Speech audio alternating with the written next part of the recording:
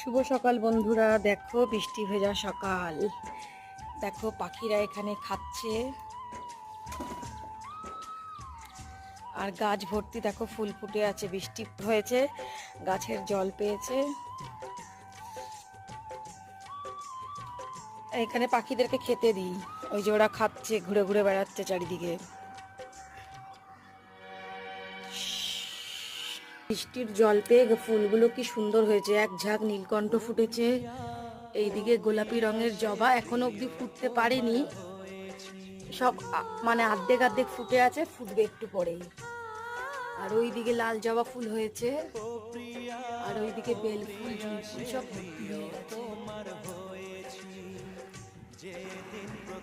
কি সুন্দর সকালের ওয়েদারটা লাগছে আজকে।